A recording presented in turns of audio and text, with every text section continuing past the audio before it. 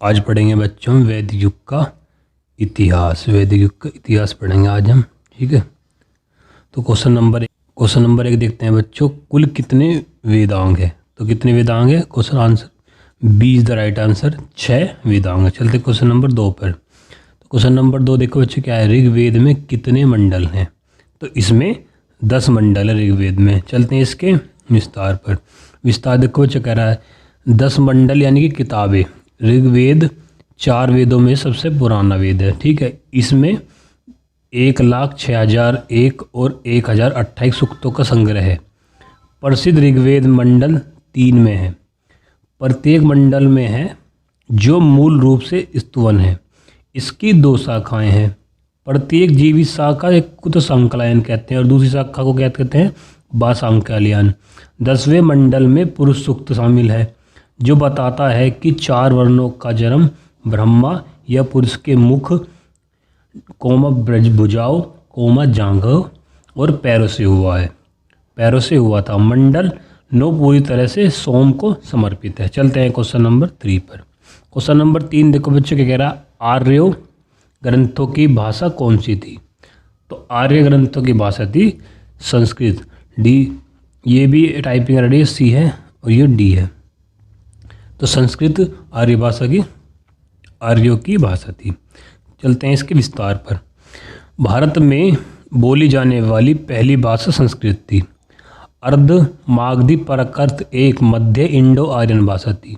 प्राकृत 3वीं और 7वीं शताब्दी ईसा पूर्व के बीच भारत में बोली जाने वाली स्थानीय मध्य इंडो आर्यन भाषाओं का एक फारसी पश्चिमी ईरानी भाषाओं का एक उपसमूह है। अतिरिक्त तथा तथ्य अपभ्रंश जिसका अर्थ है नीचे गिरना एक दूषित प्राकृत बोली थी। तमिल दक्षिण भारत की सबसे पुरानी बोली जाने वाली साहित्यिक भाषा थी, ठीक है। चलते क्वेश्चन नंबर 4 पर। क्वेश्चन नंबर 4 है धर्मसूत्र में शामिल है। धर्मसूत्र में शामिल है शासकों के कर्तव्य। D is the right answer. चलते हैं इसके विस्तार पर। विस्तार देखो क्या है इसका, धर्मसूत्रों को शासकों के लिए धर्म की गाइड बुक कहा जा सकता है क्योंकि उनमें व्यक्तिगत और सामाजिक व्यवहार, नैतिक मानदंड, साथ ही व्यक्तिगत, नागरिक और आपराधिक कानून के लिए दिशा निर्देश शामिल है। चलते क्वेश्चन नंबर 5 पर। क्वेश्चन नंबर 5 देखो बच्चों है, निम्नलिखित में से कौन सा वेद सबसे प्राचीनतम रूप है। तो इसका राइट आंसर है Rigveda. D is the right answer, सबसे प्राचीनतम है। इसका विस्तार देखते हैं। विस्तार, ऋग्वेद सबसे प्राचीनतम वेद है। ऋग्वेद एक प्राचीन भारतीय पाठ संग्रह है जो ऋग्वेदिक देवताओं को समर्पित है। इसमें 1,028 वैदिक संस्कृत मंत्र और 1,10,600 सूक्त को संकलित करता है। इसे 10 भागों में व्यवस्थित किया गया है जिन्हें मंडल कहा जाता है। चलते हैं क्वेश्चन नंबर 6। हस्तिनापुर का लौह कार्यान्वयन स्थल भारत के निम्न में से वर्तमान राज्यों में पाया गया था। तो इसका B is the right answer, Uttar Pradesh में पाया गया था। इसके विस्तार देख लो क्या था, हस्तिनापुर का लौह कार्यान्वयन स्थल उत्तर प्रदेश में पाया गया था। हस्तिनापुर में खुदाई 1950 के दशक की शुरुआत में भारतीय पुरातत्व सर्वेक्षण के महानिदेशक बीबी लाल द्वारा की गई थी। बीबी लाल द्वारा 1950 में की गई थी। हस्तिनापुर कर्ण मंदिर है, पांडेश्वर मंदिर, कैलाश पर्वत जैसे कई ऐतिहासिक मंदिरों के लिए प्रसिद्ध है। महाभारत के समय इस पांडवों और कौरवों की राजधानी के रूप में भी जाना जाता था। चलते क्वेश्चन नंबर 7 पर।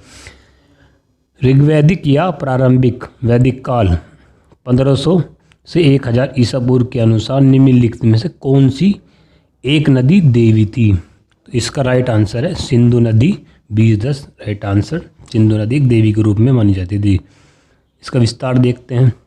सिंधु ऋग्वेद में उल्लिखित 7 नदियां हैं। सिंधु को इंडस कहा जाता है। वितस्ता को कहते हैं वोहित या झेलम नदी। अशीकनी को कहते हैं चिनाब नदी। परुसनी को कहते हैं इरावती या रावी। विपासु को कहते हैं व्यास नदी। सतुद्री को कहते हैं सतलुज नदी, ये संस्कृत नाम है इसके। और सरस्वती जो सूख गई है। अग्नि हिंदू धर्म के अग्नि देवता उषा भोर की देवी और एरिक को कहते हैं सौंदर्य का देवता। चलते क्वेश्चन नंबर 8 पर। क्वेश्चन नंबर 8, अर्थवेद डैश खंडों का एक संग्रह है। तो इसका राइट आंसर है ए, 20 खंडों का एक संग्रह है। विस्तार देखते हैं। अर्थवेद में 20 खंडों का संग्रह है। अर्थवेद मंत्रों, प्रार्थनाओं और भजनों का वैदिक युग का संग्रह है। यह लगभग 6000 मंत्रों के साथ 730 भजनों का संग्रह भी है। क्वेश्चन नंबर 9, ऋग्वेद में ऋषि विश्वामित्र और 2 नदियों के बीच संवाद के रूप में एक स्रोत है जिसे देवी के रूप में पूजा जाता था। ये नदियाँ कौन कौन सी है? तो इसका C is the right answer, sorry, तो D is the right answer. Beas और सतलुज 2 ऐसी नदियाँ हैं जिसे देवी के रूप में पूजा जाता था। इसका विस्तार देख लो। व्यास और सतलुज 2 नदियाँ ऐसी हैं जिन्हें ऋग्वेद में देवी के रूप में पूजा जाता था।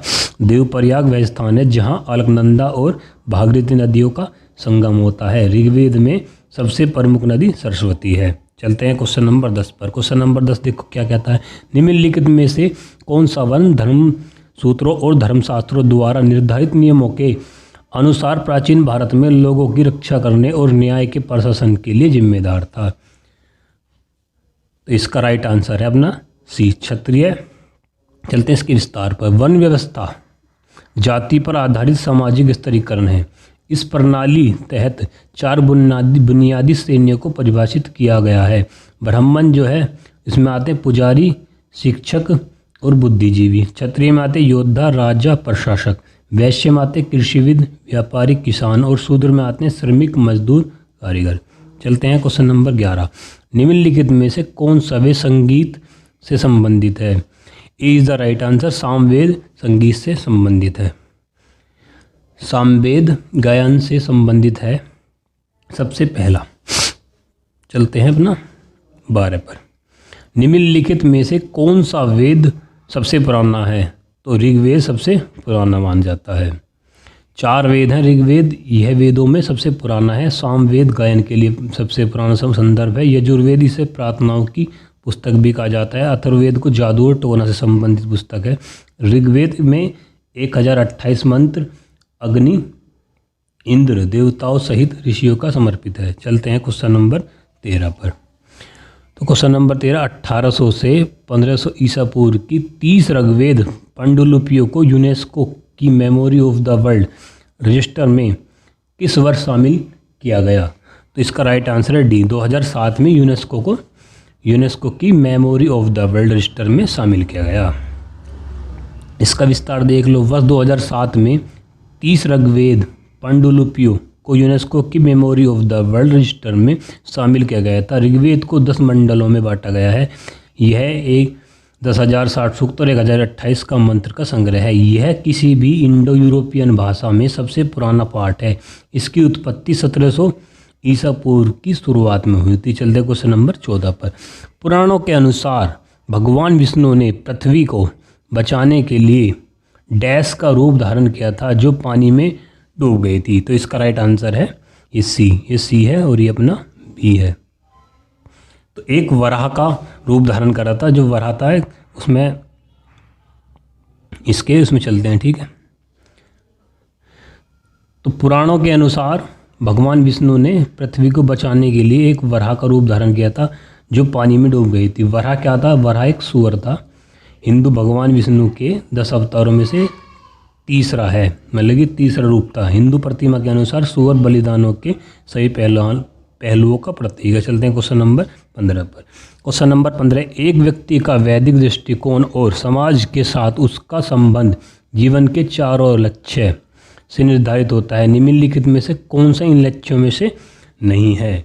तो इसका राइट आंसर है ए, सिद्धि इन लक्ष्यों में से नहीं है। चलते हैं इसके विस्तार पर। विस्तार सिद्धि वह लक्ष्य नहीं है जो किसी व्यक्ति के वैदिक दृष्टिकोण और समाज के साथ उसके संबंध को निर्धारित करता है। किसी व्यक्ति के दृष्टिकोण को निर्धारित करने वाले 4 लक्ष्य हैं, काम, अर्थ, धर्म और मोक्ष हैं। चलते हैं क्वेश्चन नंबर 16 पर। 16, रामायण के अनुसार डैश का दूसरा नाम रत्नाकर था। तो इसका राइट आंसर है डी, वाल्मीकि को रत्नाकर भी कहा जाता था। रामायण के अनुसार वाल्मीकि का दूसरा नाम रत्नाकर था। वाल्मीकि का जन्म अग्नि शर्मा के रूप में भृगु गोत्र के प्रचेता जिसे सुमाली के नाम से भी जाना जाता था नामक एक ब्राह्मण के रूप में हुआ था। पौराणिक कथा के अनुसार वह एक बार महान ऋषि नारद से मिले और उनके साथ उनके कर्तव्यों पर प्रवचन किया। चलते हैं क्वेश्चन नंबर 17। वैदिक मंत्रों या भजनों के मुख्य संग्रह कहलाते हैं। इसका आंसर है सी, संहिता कहलाते हैं, संहिता। चलते हैं इसके विस्तार पर। तो वैदिक मंत्रों या भजनों के मुख्य संग्रह संहिता कहलाते हैं। ऋग्वेद संहिता सबसे पुराना ज्ञात वैदिक संस्कृत ग्रंथ है। यह वही फिर 1028 वैदिक संस्कृत मंत्र हैं और कुल 10,600 छंद है इसका। जिस 10 पुस्तकों संस्कृत मंडल में व्यवस्थित किया गया है, भजन एक ऋग्वैदिक देवताओं को समर्पित है। चलते क्वेश्चन नंबर 18 पर। पुरुष सूक्त किस वेद का एक मंत्र संग्रह सूक्त है? अभी पढ़ाया, कई बार पढ़ा दिया। तो इसका राइट आंसर है तुम्हारा सी, ऋग्वेद पुरुष सूक्त का एक मंत्र है। ऋग्वेद का पुरुष सूक्त एक मंत्र है। चलते हैं क्वेश्चन इसके विस्तार पर। पुरुष सूक्त ऋग्वेद का सूक्त है। सूक्त के सबसे अधिक इस्तेमाल किए जाने वाले हिस्से में 24 मंत्र या श्लोक होते हैं। पुरुष सूक्तम भगवान विष्णु को समर्पित है, जिन्हें भजन में महान पुरुष के रूप में वर्णित किया गया है। पुरुष सूक्तम पंचसूक्तों में से एक है। पुरुष सुसूक्तम, विष्णु सूक्तम, श्री सूक्तम, भूसूक्तम और नीला सूक्तम। ये 5 सूत्र है। ससूक्त, विष्णु सूक्त, श्री सूक्त, भूसूक्त और नीला सूक्त। चलते हैं क्वेश्चन नंबर 19 पर। राज के प्रतीक शब्द सत्यमेव जयते किस उपनिषद से लिया गया? इसका राइट आंसर है डी, मुंडक से। बहुत इंपॉर्टेंट क्वेश्चन, स्टार लगा लेना इसमें। इसका विस्तार देखो। राज्य चिन्ह पर सत्यमेव जयते शब्द मुंडक उपनिषद से लिया गया है। 20 देख लो। वैदिक काल के एक चरण में राजा को गोपति कहा जाता था, जिसका अर्थ है D is the right answer, मवेशियों का स्वामी। गोपति का अर्थ होता है मवेशियों का स्वामी। चलते हैं क्वेश्चन नंबर 21 पर। वेदांगों के संदर्भ में निम्नलिखित में से कौन सा शब्द अनुष्ठान को दर्शाता है? तो इसका राइट आंसर है अपना सी, कल्प इज द राइट आंसर। चलते हैं इसके विस्तार पर। कल्प अनुष्ठान निर्देश यह क्षेत्र वैदिक अनुष्ठानों के लिए प्रक्रियाओं के मानकीकरण, परिवार में जन्म, विवाह और मृत्यु जैसी प्रमुख जीवन घटनाओं से जुड़े अनुष्ठानों के साथ साथ विभिन्न चरणों में से एक व्यक्ति जीवन के व्यक्तिगत आचरण और उचित कर्तव्यों पर चर्चा करने पर केंद्रित है। चलते क्वेश्चन नंबर 22 पर। वैदिक सिद्धांत के अनुसार निम्न में से कौन सा गलत है? तो इसका C is the right answer. ब्राह्मण या पुजारियों की उत्पत्ति पुरुष के कानों से हुई है, ये गलत है। इसका विस्तार देख लो। वैदिक सिद्धांत के अनुसार ब्राह्मण या पुजारी पुरुष के मुख से निकले हैं। क्षत्रिय या योद्धा शासक ये कहाँ से निकले? पुरुष की भुजाओं से आए थे। वैश्य जमींदार और व्यापारी ये पुरुष की जांघों से आए थे। और शूद्र या मजदूर ये नौकर पुरुष के पैरों से निकले हैं। वीडियो अच्छी लगे तो लाइक कर लो और चैनल को सब्सक्राइब करना बिल्कुल ना भूलें। धन्यवाद। मिलते हैं नेक्स्ट वीडियो पर।